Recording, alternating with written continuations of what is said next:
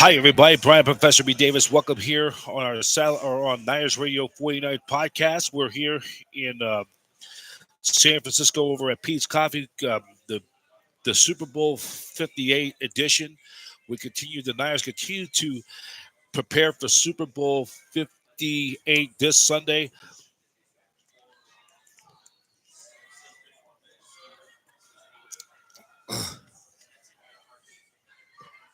And we here in San Francisco and live, you guys watching on right now. We we are gonna just continue on Niners Radio 49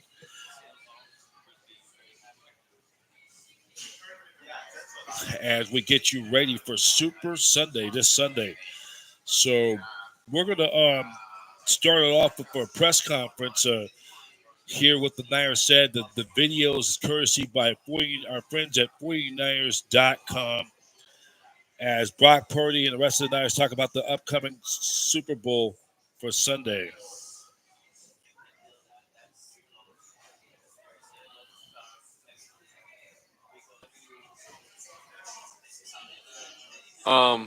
I mean, I've said it before, just in terms of having that balance of playing with conviction and being smart, but also, being aggressive and taking taking shots when the opportunity presents. So, obviously we have plays where there's the right time and place to be aggressive with throws or windows or going deep.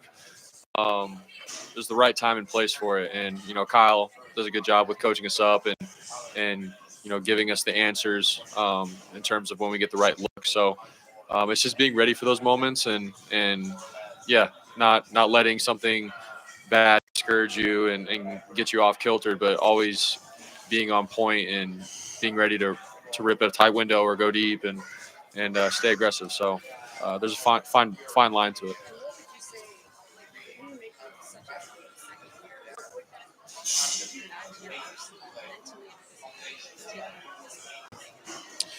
Yeah, I think just the experience. Obviously, the system that Kyle runs, it's no joke. So, last year learning it, developing within it. Even though I played towards the end of the year, I still feel like I had a lot of growth to do within it. And so, I feel like this year I'm a little bit more comfortable with it, and I'm continuing to still learn it and how he sees and views the game. And but I feel like just being within the system and being under him has allowed me to, understand the quarterback position more and play better within it. So that's mentally, physically. Obviously, I was coming off just surgery and rehab, so it's just been all about mobility and obviously getting my arm back to strength of where it needs to be. So those all I think help me honestly take my game physically to the next level as well. So, and I'll always I'll always say that I need to get better with that too. So that'll be something, as my career goes on, I'll continue to chip away at. Yeah. I mean, a lot of different ways. I think just his work ethic, the way he approaches the game, I feel like that elevates everybody around him. He makes everyone better because of just how serious he takes his job. And when you see a guy go through what he does in a game, it makes you be like, okay, Christian's about to go through it, and I got to have his back. I know he's got mine. He's prepared more than anybody. So, he sort of sets the standard and the stage for what it's going to take for us to be at our best. And so that's one. I think that's the mentality. And then two, obviously he does everything. He runs the ball. Obviously you can put him out in the slot and throw him the ball. So for me as a quarterback, it honestly, it makes the defense have to account for him in all these different ways and manners. For me as a quarterback, I'm like, all right, like defenses can worry about him, and it can open up other guys, and it makes my job easier. So.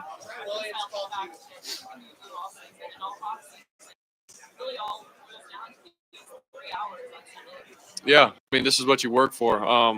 From OTAs to camp to preseason and regular season, all of the strain, the stress is to get to this moment, playing 3.5 hours of the championship. And so for us, we're like, all right, we are where we want to be and where we've always wanted to be, and Now it's just going to come down to the moment and keeping things simple and playing the game how we know how to play it. And so what we've done all year has been good enough to get to this moment, and we got to continue to do that.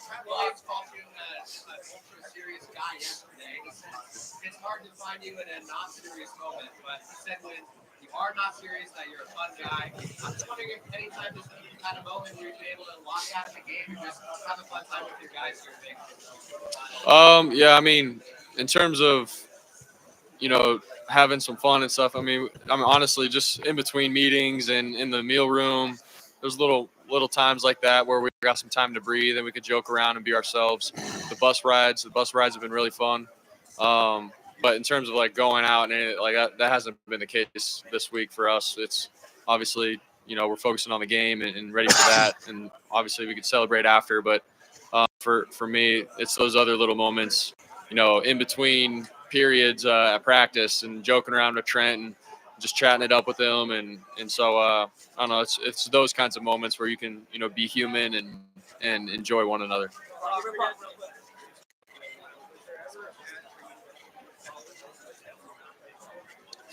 I played baseball my whole life growing up. I didn't know which sport really, baseball or football, until I got to high school. When I got to high school, I just felt like, just my love and passion for the game of football is what I wanted to do moving forward. So my sophomore year was my last year of playing baseball, and I knew that football was probably going to be my future, and that's the route I went. But I'm sure if I was all in on baseball, I probably could have had a future in it. I don't know what that would have looked like in terms of going D1 and professional after. I don't know. So, but I always loved the game because of my dad and his career that he played. I played third. I came in relief pitch. I hit pretty well, but I feel like I was pretty consistent on defense, and I did my job on offense. I was hitting probably third. So, but not bad. I asked a lot of guys on the team already if they would get a tattoo of their face anywhere on their body for a guaranteed Super Bowl win. Some said yes, some said no. Shouldn't the answer be yes? Yeah, I think so. Yeah. No, I think it'd be funny. I mean, if it took in a tattoo, we can make it pretty small and get a Super Bowl win out of it. Yeah. Yeah. Yeah, 100%. Yeah. So I think Debo told me that actually. Did you ask Debo this? Yeah. So I was like, dude, you better have said yes. So.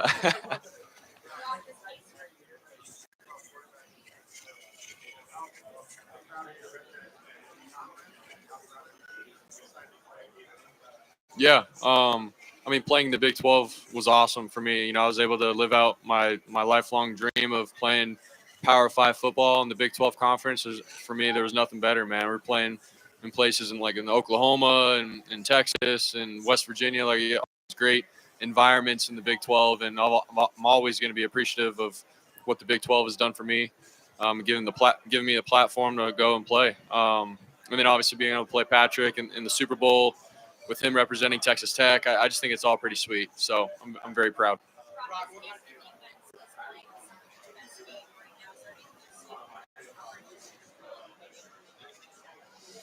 I mean, yeah, they're very sound, and for me, it's more about I think when they pressure, being ready to answer their pressures and be on point with that. Obviously, I think their secondary does a great job with just being sound and not allowing big plays. They keep a lot of things in front of them, and they all play together. And more than anything, I think they're physical. They fly around and they hit. So obviously, it's a great challenge for all of us on offense, and for myself, being able to see what they're doing, post snap. And they've done a good job against good quarterbacks this year. So for me, it's going to be a great challenge, and for all of us, the receivers, O-line, everybody, we got to be on point for this one.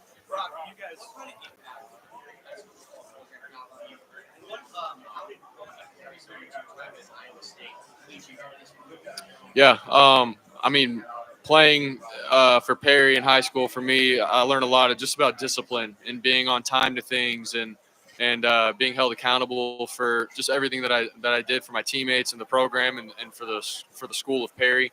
Honestly, when I got to Iowa State, just the way things were ran, everything was very discipline oriented at Iowa State too, and I was ready for it because of Perry. And so you just learned a lot. You learned obviously to respect your teammates and and to work hard. You got to work for what you get.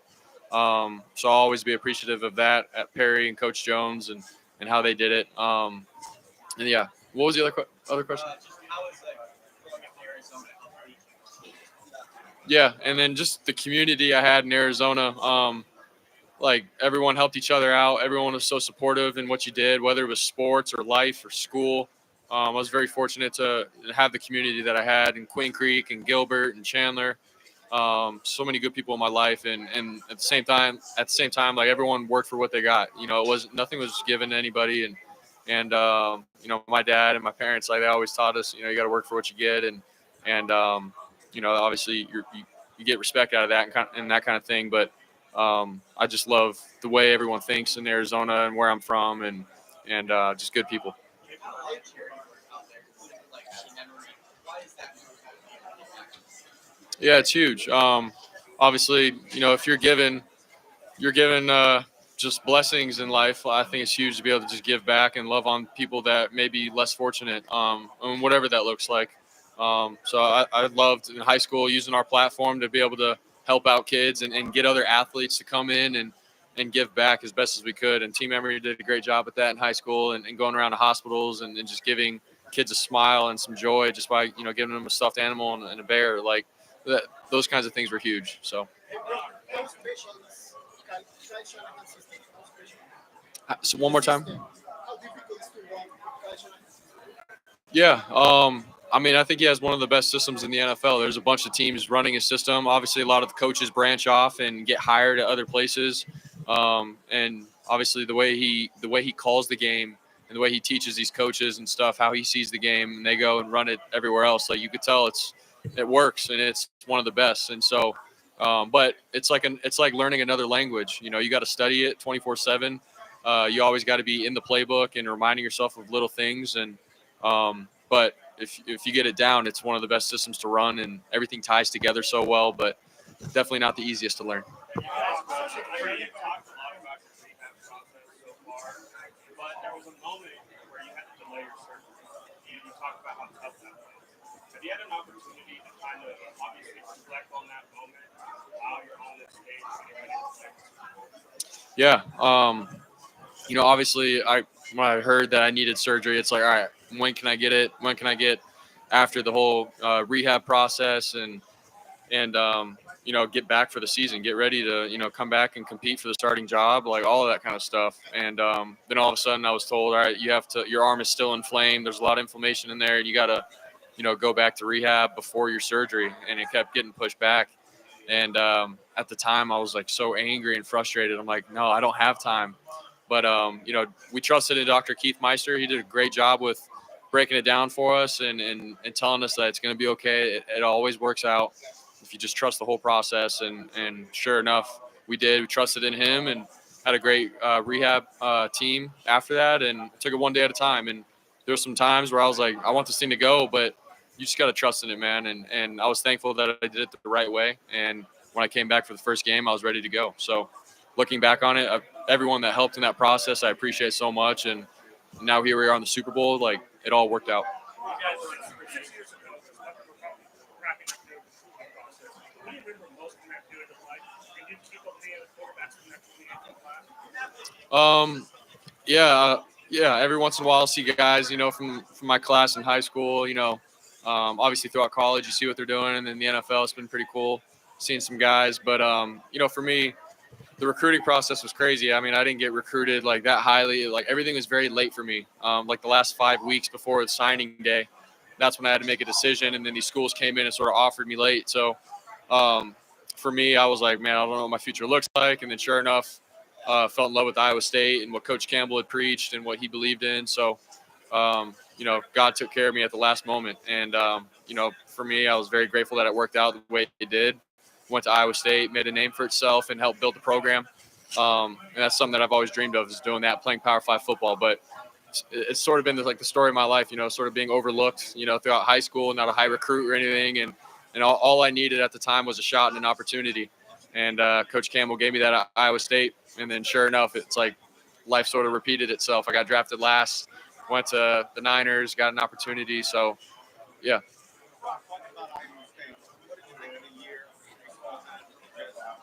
Yeah, I mean, I'm just proud of him, man. For obviously got injured his rookie year, was killing it, and then he attacked the rehab process, came back, and was able to go in and make plays and ball. Like I think Brees is one of the most talented players I've ever played with, and I honestly mean that. He can do it all. He can catch, run. Obviously, his breakaway speed makes him cuts on a dime. Brees is so talented. So for him to come back from that from the ACL, man, I was so proud of him, just the way he handled it, and I'm honestly, I know that there's a lot for him out there in his career, and I know he's gonna ball. So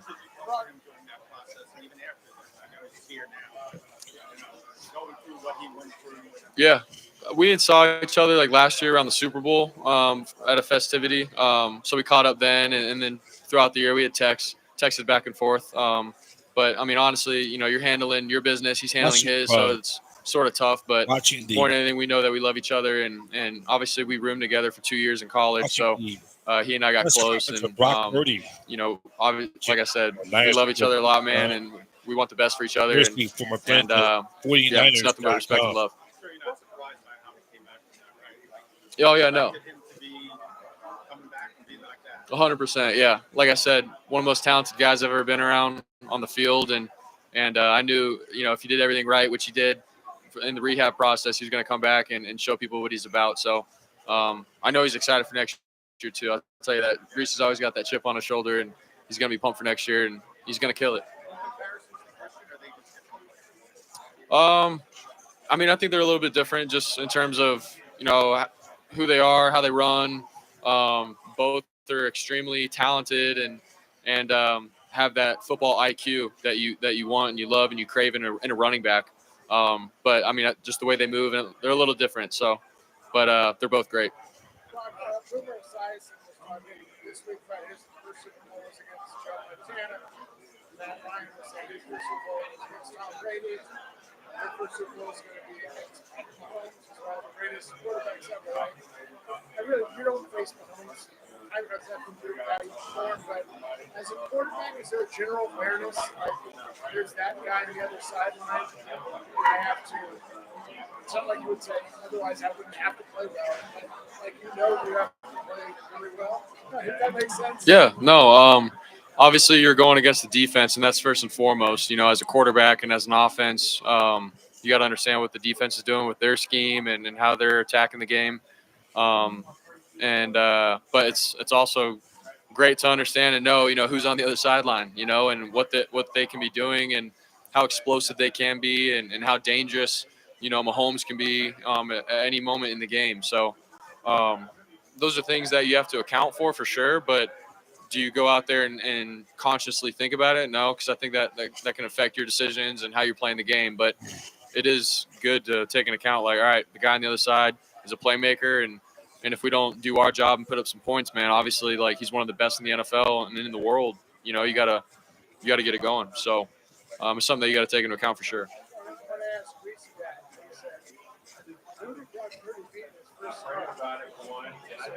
Tom Brady. So his point being, like, that was a huge game for you. It wasn't a Super Bowl. I've been there and done that. I mean, does that mean anything, that experience for you? Yeah, I mean, I think it's very similar just in terms of Tom Brady's on the other sideline, like we got to put up points. We got to score because that's the greatest of all time on the other side, let's try to not give him the ball as much as he can. And let's dictate the game. Let's, obviously try to have the ball as long as we can and put up points at the end of the day and keep the ball out of his hands. I mean, it's common sense. So, yeah, it was my first start. In the back of my mind, like, we were up 21-0, and I'm like, I don't care, like, that's Tom Brady on the other side, man. We got to keep going. We got to keep scoring. So I think it's similar for the Super Bowl, yes, but that's with any great quarterback that you play with throughout the year. So first and foremost, we got to go up against the Kansas City Chiefs defense, and they're really good. So I expected 35%. okay, there we go. Okay, that is Brock Purdy. You catching that press conference on from 49ers.com. Is we're going to stop it right here. Niners Radio 49 continuing. Brian Professor B. Davis here at Pete's Coffee here in San Francisco. We're going to just go into now and to take some of the other stuff we've been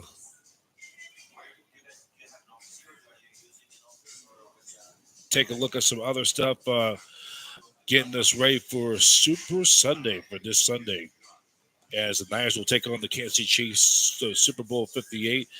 It'll be a 3:30 kickoff time. That game will be on CBS. Jim Nance with Tony Romo, Tracy Wolfson with the call.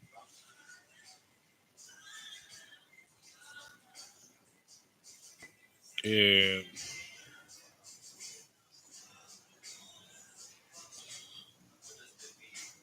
we just taking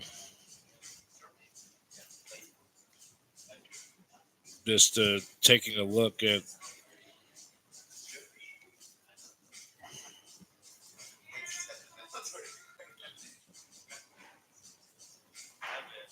as we looking in and looking on forward that we got one of our fans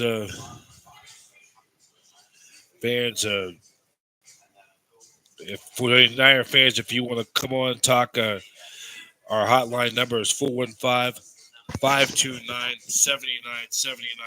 is the hotline. If you want to talk a little 49er football, that is our hotline number.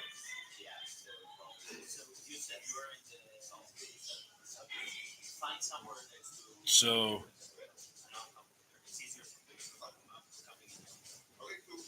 we gotta take a look of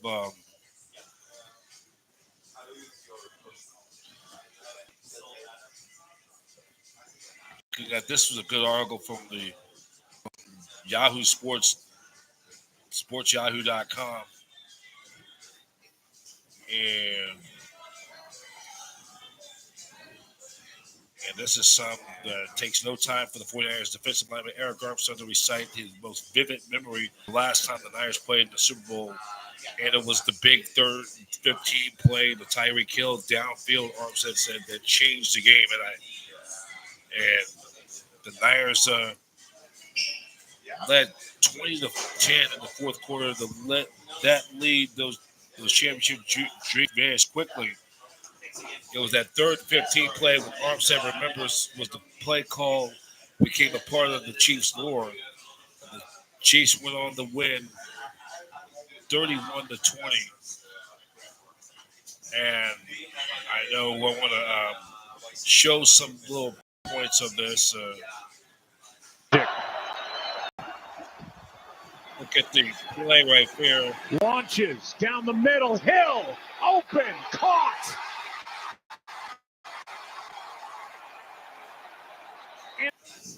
But we're going to take a look back of this play, which I think was the big turning point that altered the Niners. Remember, they were up 20-10 with 7. They were 7 minutes and 13 seconds away from winning that Super Bowl. This was that one play that was the turning point of that Super Bowl. And I want to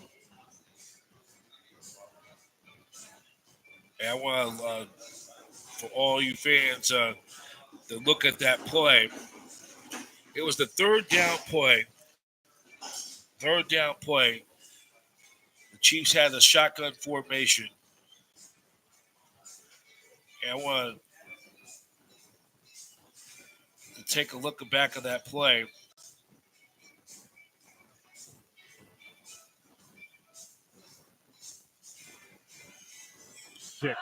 In the shotgun formation, I'm going to turn down the volume. You see right there on that corner right there that they were the shotgun. And then it's Mahomes going 1, 2, 3, 4, 5, 6, 7, way back. I'm going to take a look at this again. 3rd and 15.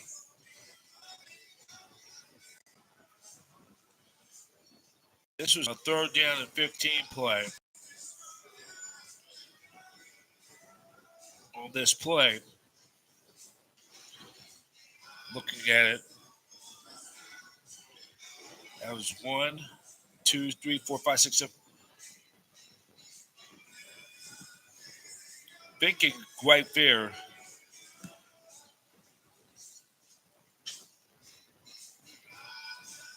I think where I can find. There's Nick Bosa right there getting held. And you look at, I think it was DeForest Buckner or Eric Armstead. And Mahomes, if you see right there on that play, he had to get that ball just in time because Armstead was getting ready. If he doesn't get rid, and he able to get rid of that ball, and you look at Tyreek Hill, and you look at Ward, it was just a mismatch.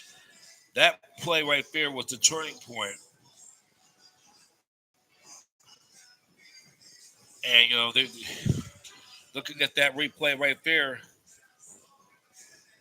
looking looking back one more time. I want to look at this one more time. Mahomes is in shotgun formation. Then I think Nick Bosa was right in that interior.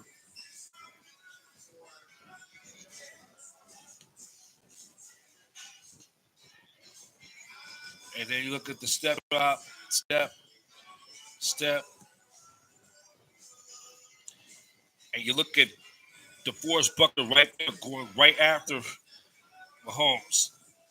And there's Nick Bosa being held, and he just released that ball. He just released it, and then Tyreek Hill was wide open. And right there, that was the turning point because if he does not, if Mahomes held that ball for one more second, Buckner drops him for a loss, or he would have got blasted right there. Just the game of inches. And see, Nick Bosa, should have been a holding call.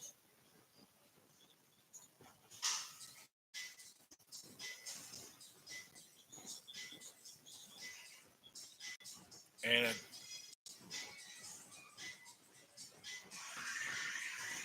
that play right there was the big first down that set up that comeback. And that loss, George Kittle said, as he said, this was one of the players who was in the Super Bowl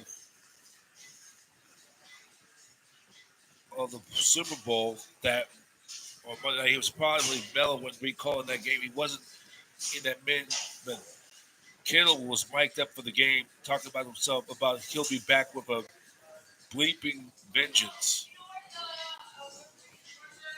And when they hear that little sound bite, hopefully it's not swearing. Let's hear it. I will be back. I will be back here, and I will be back with vengeance. You will not get the best of me, no sir.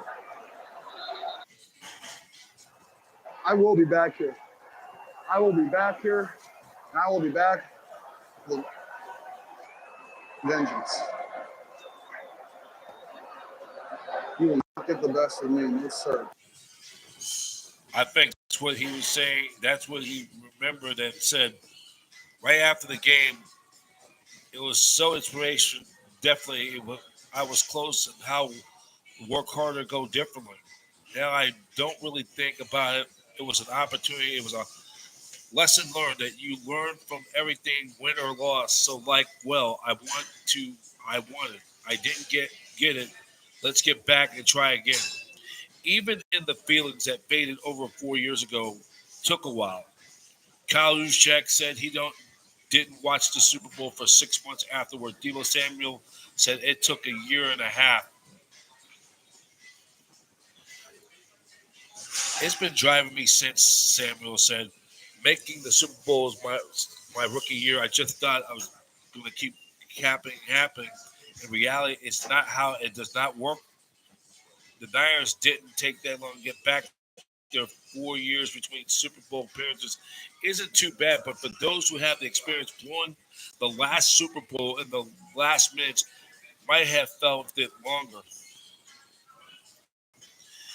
The way the Niners lost Super Bowl 54 was painful. That kill catch happened over 7 minutes left in San Francisco leading by 10 points. The Niners still led 20-17, more than 6 minutes left. If you multiply with a little more than and then it fell apart. To think it'll never leave with you, especially how we lost, Armstead said, you're going to look back, man, that's the one we could have got. That's perhaps the toughest part. When you are that close and it doesn't happen, it stings more.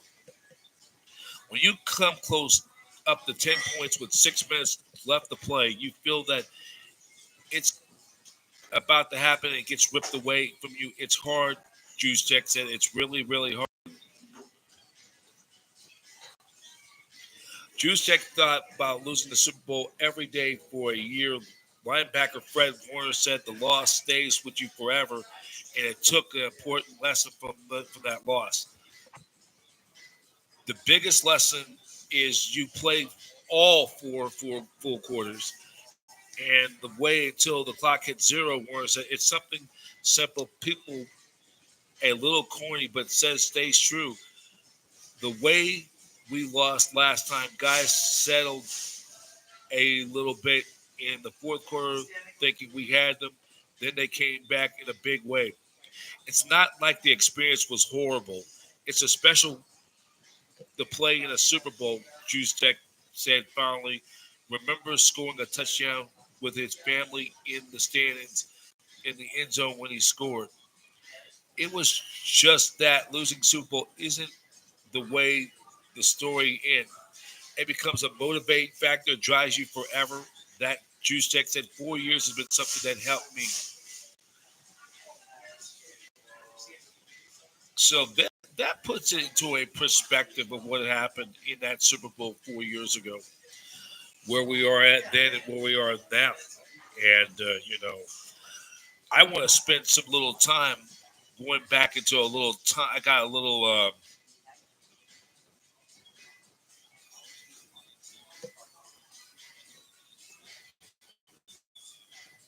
I'm going to,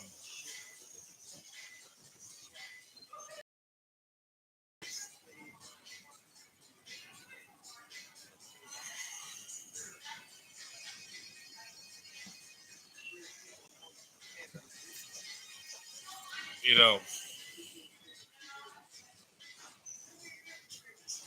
so we take a look of some other.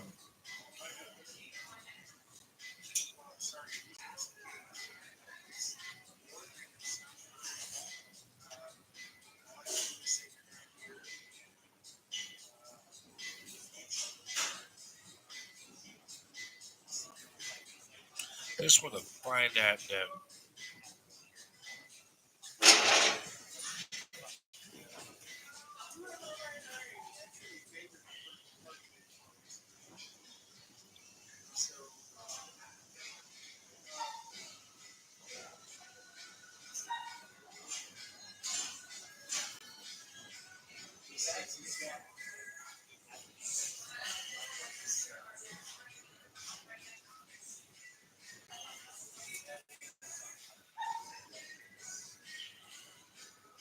We're just gonna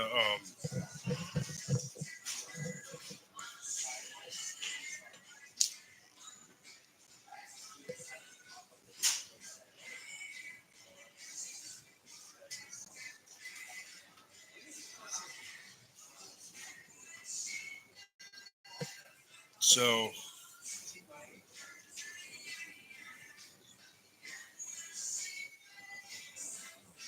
I'm looking at trying to find the.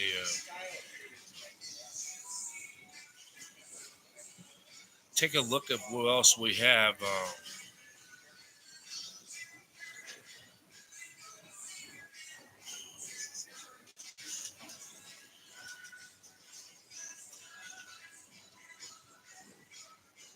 So we're gonna go into the. So the Niners end up losing that game 31-20, which was a devastating loss. And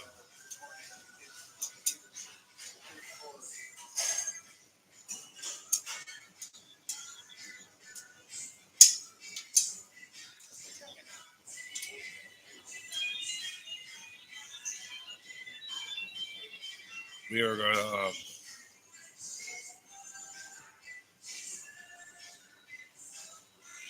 There we go. So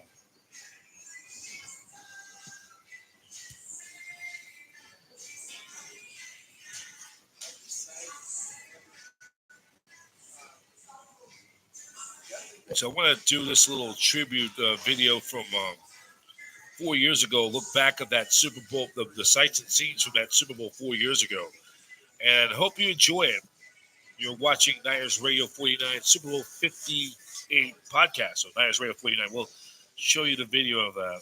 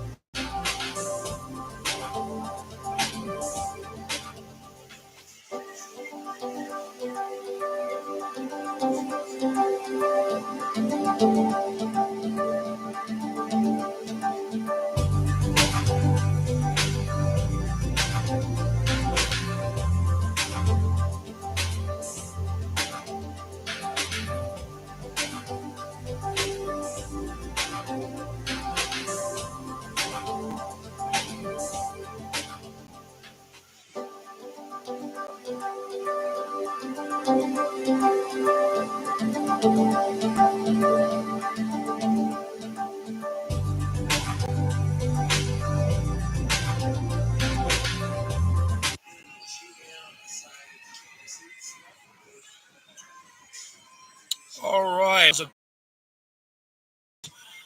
Losing a heartbreaker to the Kansas City Chiefs by a score of 40 or 20, 30 to 1 to 20. Niners squandering that big lead with 7 minutes and 13 seconds left to play. The Chiefs would rally to score 21 unanswered points to win 31 to 20.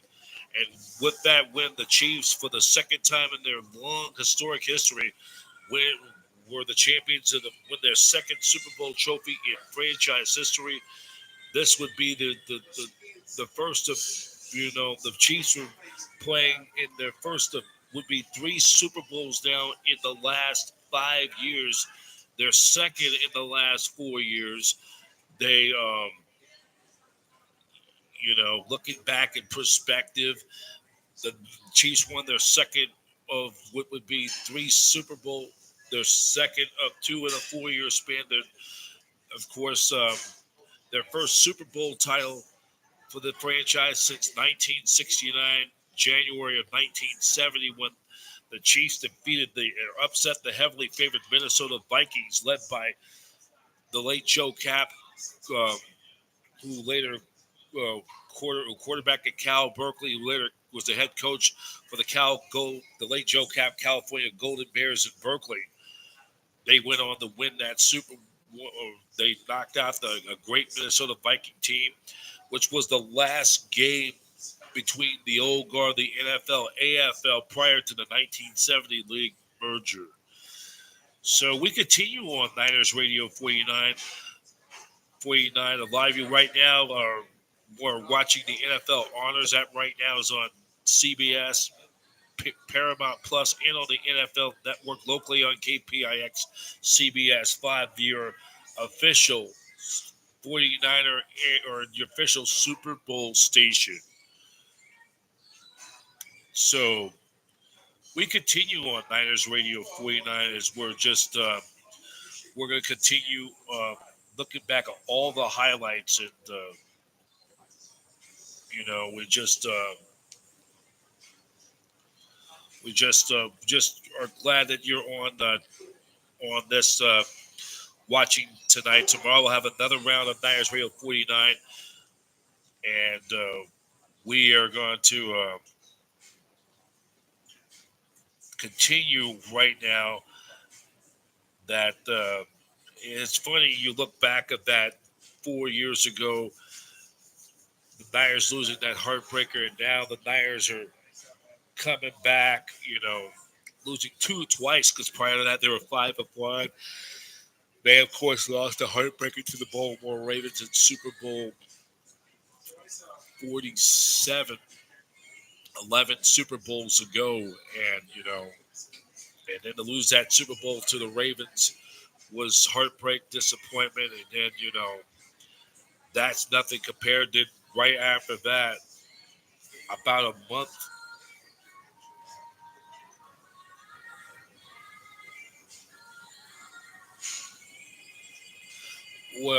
after the Super Bowl, just about a little more than a month, right after the Super Bowl season, the Niners heartbreaking loss, and that's when the world changed forever. When COVID came in and was shut everything down for the remainder of the 2020 season, and with all the restrictions and shutdowns, and then everything was going to be in full remote for the rest of 2020 and all through a good portion of 21. The aftermath was severe because the following year, the summer, the Niners had their training camp. All the NFL preseason games was canceled. The Niners suffered more than ever before as they had 20 players went down on injured reserve and suffered more losses. They suffered more injuries, they suffered through, probably had more players on injured reserve than any team in pro football. Jimmy Garoppolo gets hurt. The Niners end up finishing with a 6-10 season, and that was a tough year for everybody with COVID, and then with the team moving down to Phoenix, down to the desert to play the Arizona Cardinals down in their practice facility down there in the desert because of the COVID restrictions. and due to the COVID restrictions. And that was just a tough way to end the year. They finished 6-10. And then, after that, they come back to go to back-to-back NFC championship games, or three straight ever since that loss or that season of 2020. So, Niner fans, we're going to continue on Niners Radio 49. We will now continue on from our 1981 49ers season. Niners coming off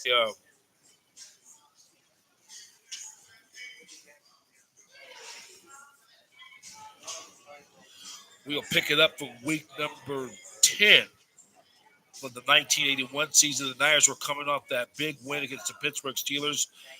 They had some quality wins. The Niners prior to that, coming off back-to-back, the Niners would, on November 8th, take on the Atlanta Falcons, and I'm going to pull this one up. You're a little bit of a treat.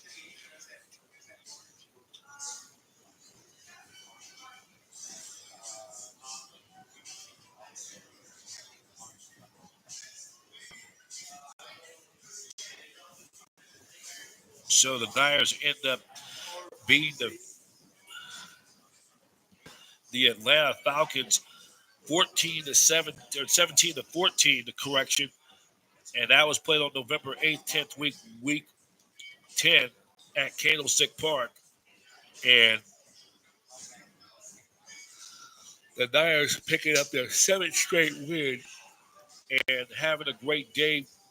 Joe Montana threw for 223 yards, 2 touchdowns. He threw a 1 interception. Walt Easley had 15 carries for 31 yards, and Dwight Clark, 7 catches for 128 yards. San Francisco end up the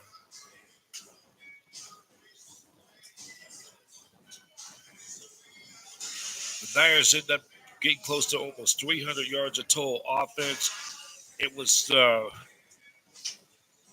Steve Barkowski, the former San Jose native, Cal Berkeley, threw for 236 yards and a touchdown, but he threw 1 critical interception to Dwight Hicks that snuffed out a Falcons rally late in the 4th quarter to seal that win for San Francisco. And Ray Warshing hit a big field goal as well. Dwight Hicks had 2 interceptions in that game. And then Saladin Martin also had an interception in that game. So, with the win for the 49ers, with their victory,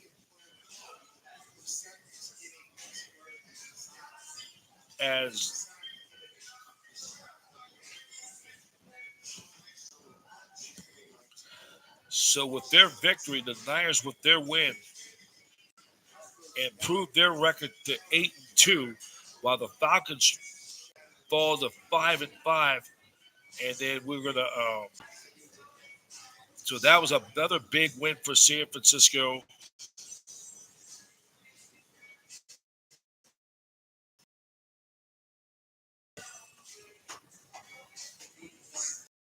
So we're looking at that week 9 results.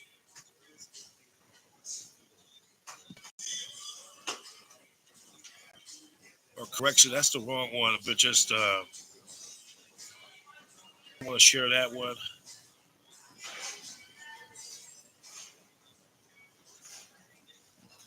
I'm going to pull it up one more time. So I apologize for the inconvenience. So looking at week 10 scores from that 1981 season. So the Niners are winning that game by a score of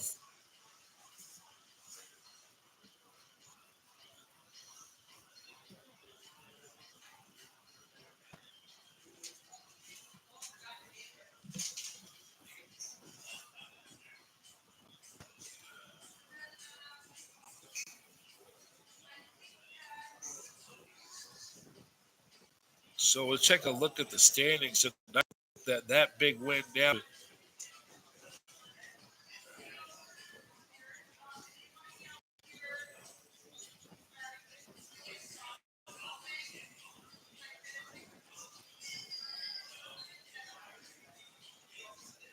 So the Niners right now with that victory now are 8-2, and they now have a commanding 3-game lead in the NFC West,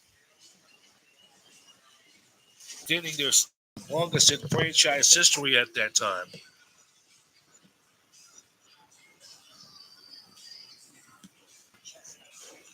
So then the streak ended a week later. Their 7-game win streak snapped, where the Cleveland Browns playing the Niners for an interconference game, the defending AFC Central Division champs, coming into Candlestick Park in Week 11, taking on, and it was really a defensive struggle as the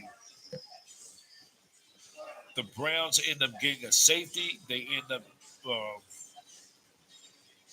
and it was Joe Montana did not have one of his best days. He threw for 213 yards, but threw 2 interceptions, no touchdowns. Paul Holfer and Walt Easley both carried the ball very well for San Francisco. Holfer, 7 receptions for 64 yards. He was the receiving leader. Walt Easley, 16 carries on 59 yards. Brian Sipe threw for 180 yards, a touchdown and interception. Mike Pruitt, 18 carries for 76 yards. The Niners did outgain Cleveland 305 yards to 167 and won the time of possession 35 minutes and 12 seconds, but the Niners had a lot of missed scoring opportunities, and it was Matt Barr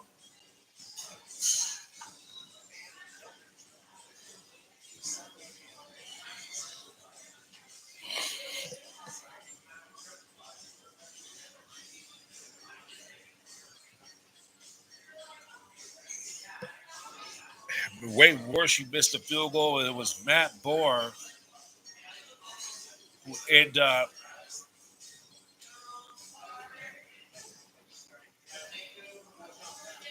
hitting a game-winning field goal, and that was it ended their streak.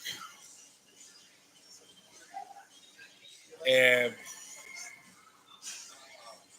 after that, the Niners would not lose again for the rest of the year. So now that brings us to Week 12. Week 12, Niners playing the Rams, this time at Anaheim Stadium. And it was back in Week 8, the Niners, a month earlier, defeated the Rams 20-17 at Candlestick Park to snap them, pick up their first ever home win at Candlestick Park. And more importantly, ending their 9-game losing streak against Los Angeles. And Joe Montana in that game threw for 283 yards and a touchdown. Johnny Davis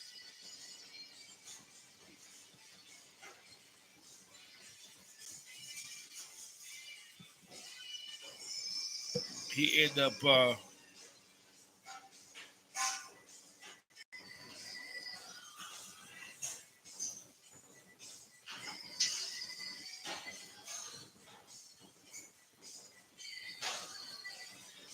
so Johnny Davis ended up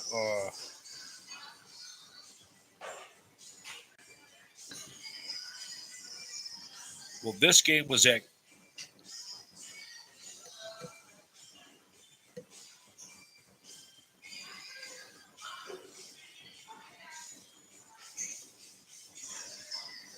so right there, you look at it right there in this second game, Johnny Davis threw or had 8 carries for 23 yards. Freddie Solomon, 5 catches for 124 yards.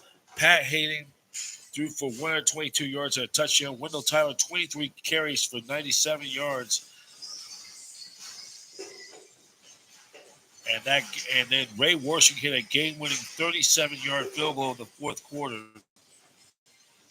And you're looking at some of the numbers.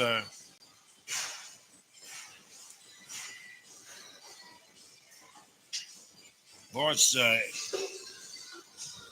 Taylor had Amos Lawrence had a big kickoff return for a touchdown, and then Ray Washington was 4 for 4 in field goals. And then Ryan Lott had an interception, pick 6 for a touchdown. And in this game, you're looking at the game in the league changed 8 times. They end up changing the lead 8 times.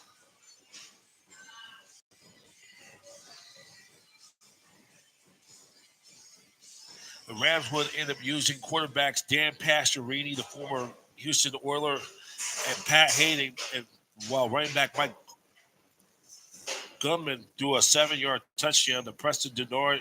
Amos Lawrence did open up the second half of the third quarter with that opening kickoff as well. And more importantly for the 49ers, that win for San Francisco improved their record to 9-3.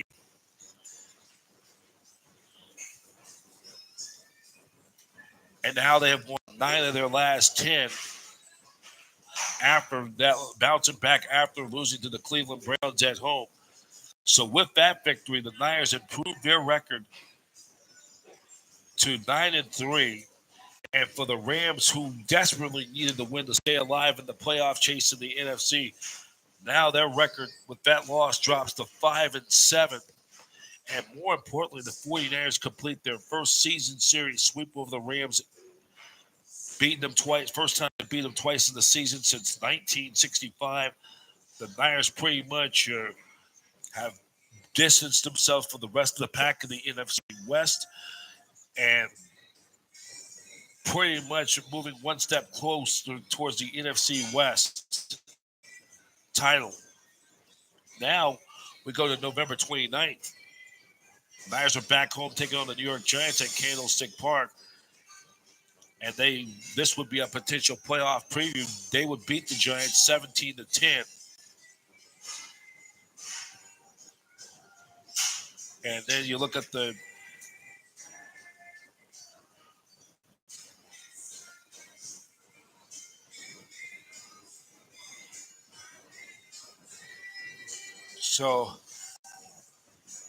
and the Niners end up beating the Giants in that game.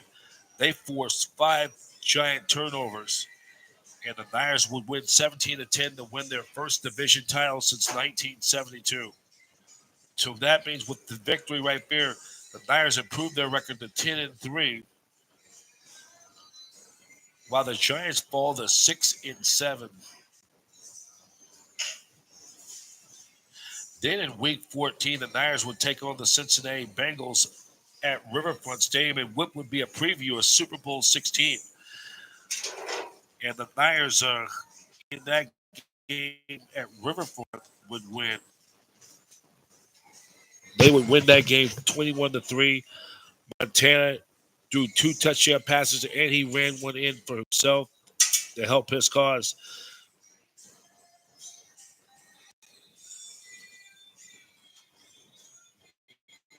So the Niners now improved their record to 11-3. Then in Week 13, they returned home to Candlestick Park to take on the Houston Oilers. Earl Campbell, the Houston Oilers at Candlestick. The Niners would win that game 28-6. It was scoreless to the first half, but the Niners poured it on, scoring 21 points in the third, 7 in the fourth quarter. As the Niners, with that record, now goes to 11-3, and now moving one step closer towards getting that important home field advantage throughout the entire playoffs of the NFC. Then, in their regular season finale, the 16th week, their regular season finale, the Niners pretty much by now have clinched the best record in the top seed in the NFC and have home field throughout the duration, the entire playoffs. The Niners win 21-17 over the Saints. And Joe Montana threw for 106 yards, 2 more touchdown passes. Bill Ring, 11 carries for 71 yards. Freddie Solomon, 5 catches for 38 yards. Archie Manning threw for 110 yards and a touchdown. George Rogers, who would be named the NFL Offensive Rookie of the Year in 1981, 30 carries for 107 yards and 2 touchdowns. And the Niners would finish the season with the best record in football. And you look at the NFC West standings, the Niners finished with the best record in football. They finished 13-3. They would go 5-1 in the division. They would go 10-2 in the conference. They would win the division by 6 games over the Atlanta Falcons, the team that many people, the so-called experts, thought they would repeat as division champs. Had a tough 81 season, finishing 7-9. While the Rams, the team who were the class of that division, who went to the playoffs 8 straight years in the 70 from 73 to 80, including winning 7 of the 8 division titles from 73 to 79. They missed the playoffs and finished with their first losing season altogether for the first time since 1972. And the New Orleans Saints, who had a terrible 1980 season with a dismal 1-15 record, improved to 4-12, a 3-game improvement, and they were led by their rookie sensation George Rogers.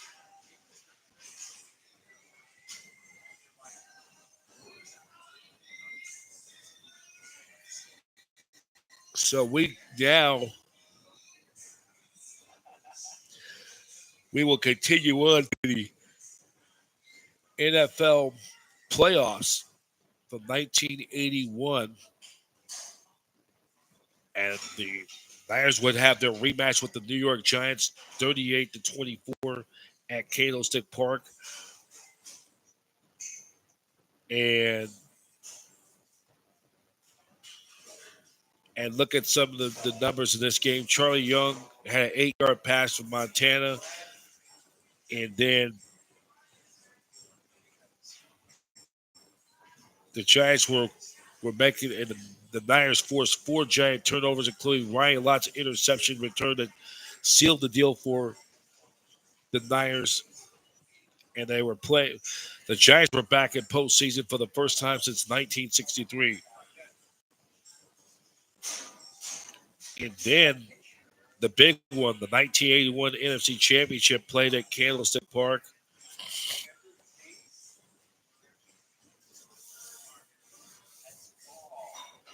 And the Niners winning the classic game known as the catch, despite their turnover in the ball 6 times.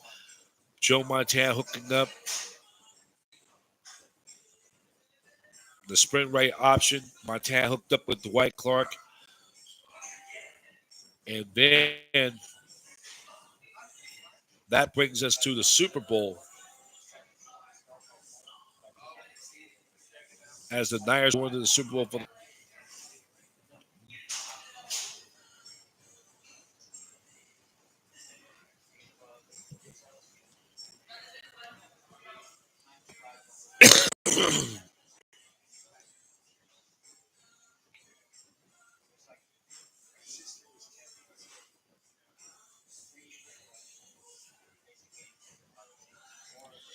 So now the Super Bowl.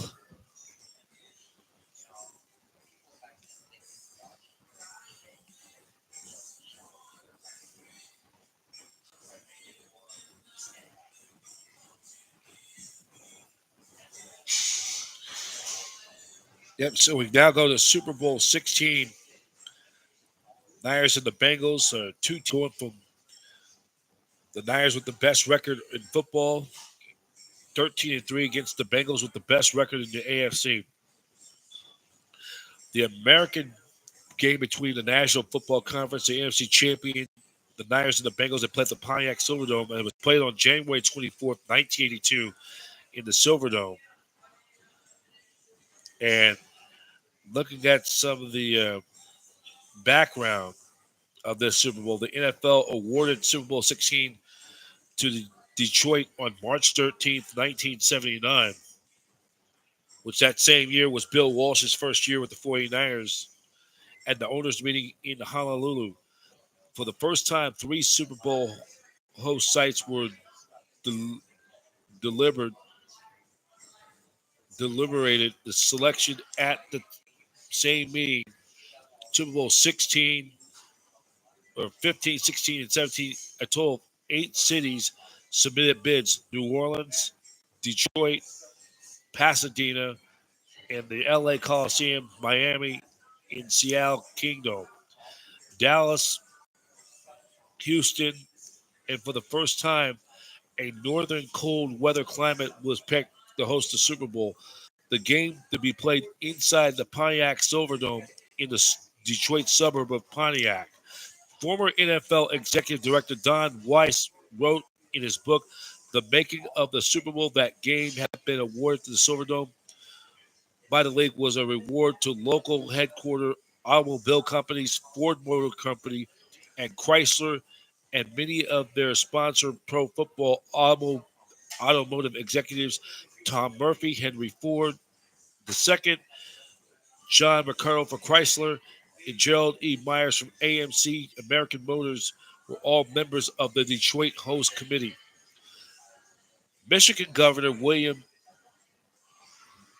Mikan and Detroit Mayor Coleman Young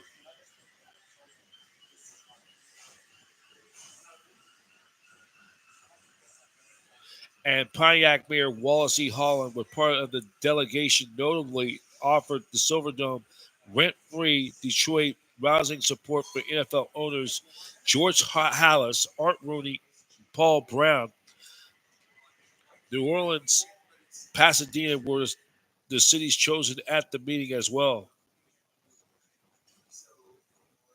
After hosting 5 previous Super Bowls, noticeably left out due to aging conditions of the Orange Bowl and for a hotel room mix-up in Super Bowl 13 2 months earlier, Dolphins owner Joe Robbie locked into an ongoing feud with the city of Miami-Dade County over stadium improvements or construction of a new stadium. Actually lobbied against Miami hosting the game. Robbie convinced the other owners to vote down Miami in efforts to leverage towards them building a new stadium.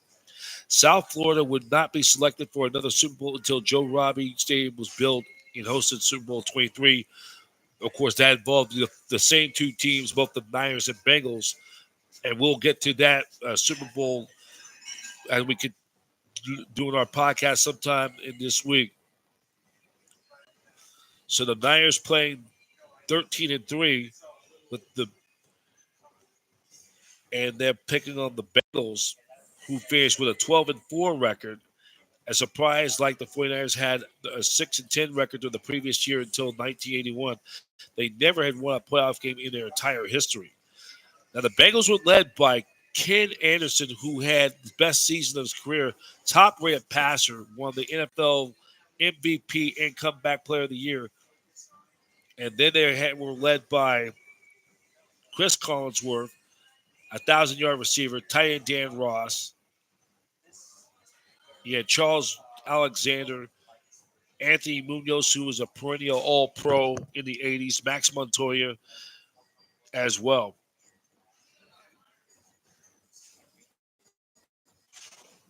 And then you look at the pregame news.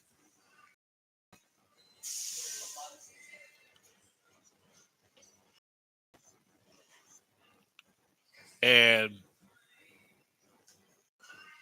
the Bengals were led by head coach Forrest Gregg, the first man to play in the Super Bowl and then be a head coach in the Super Bowl.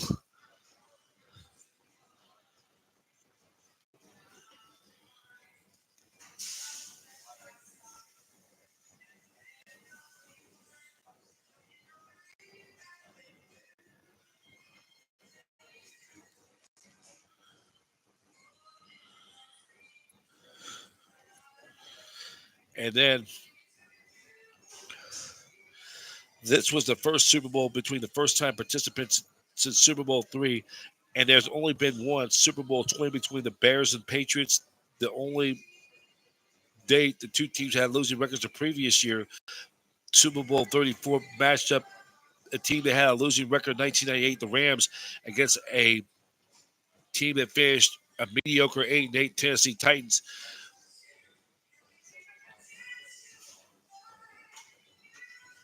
In which both teams never played in the AFL championship before the merger.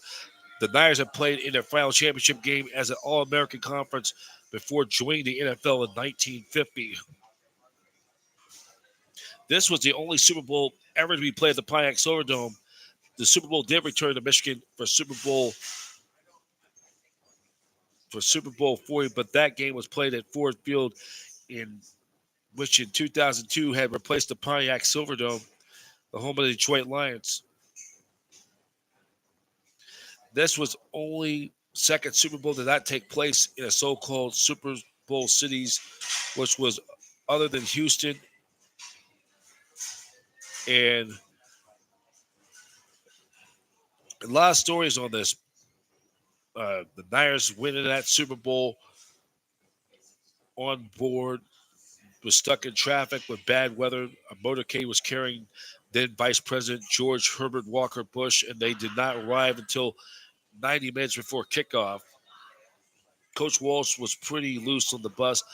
Montana told Sports Illustrated after the game, I've got a radio. I've got the radio on. We're leading 7-0. The trainer was calling the plays. Now gets to this, the broadcast. This game was broadcast by CBS Sports, featuring a broadcast team, Pat Summerall and John Madden. This was Madden's Super Bowl debut, and for the pair, this was the first of many that feature introduction to the Telestrator, a national audience that name CBS Chalkboard still used today. It enables players areas to be highlighted, superposing lines and wings, a freehand operator.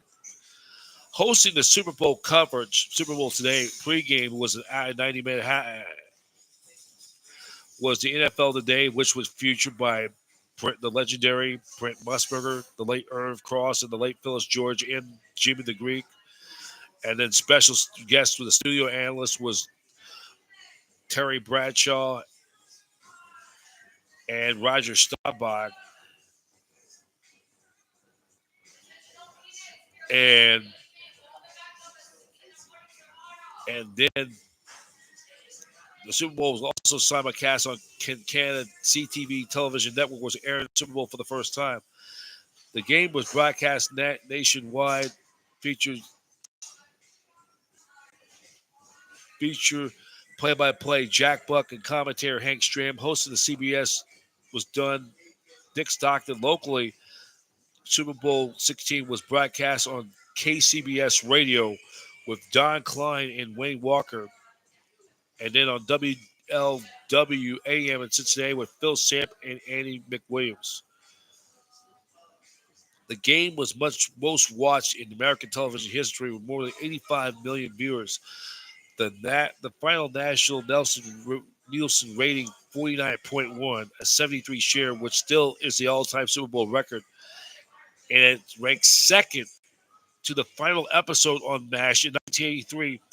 The television broadcast in general, Super Bowl 57, hold the viewership, and as Super Bowl 2023, Super Bowl 16 still remain the largest, highest rated championship game in the history of the National Football League.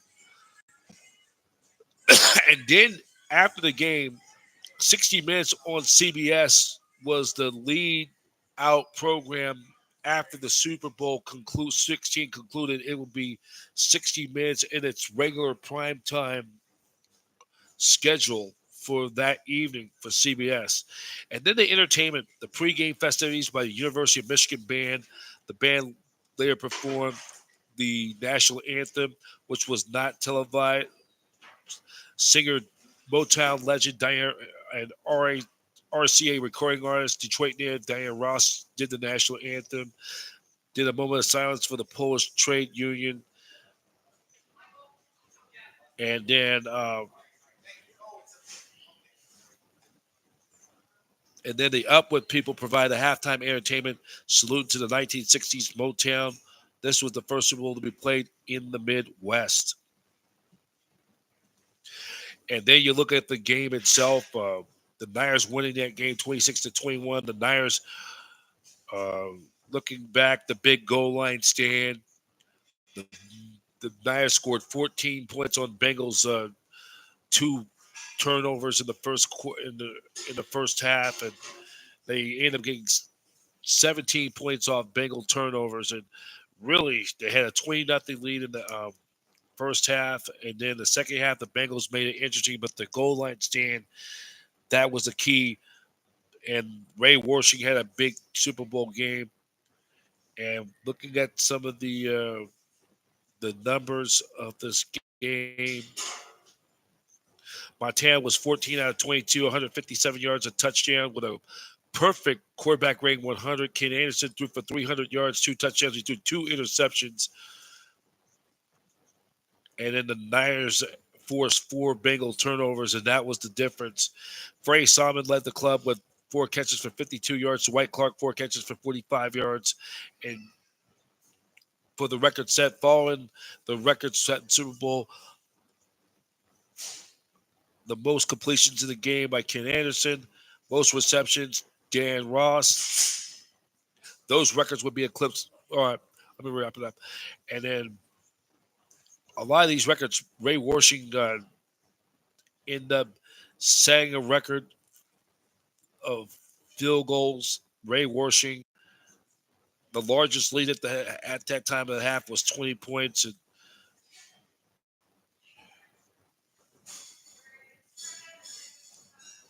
And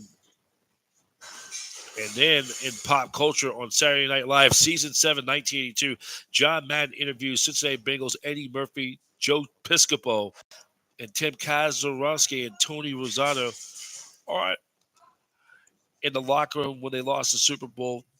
They found that despite angry, very dangerous, the Simpsons, Homer had fiction the Super Bowl 16 inspiration craft at home.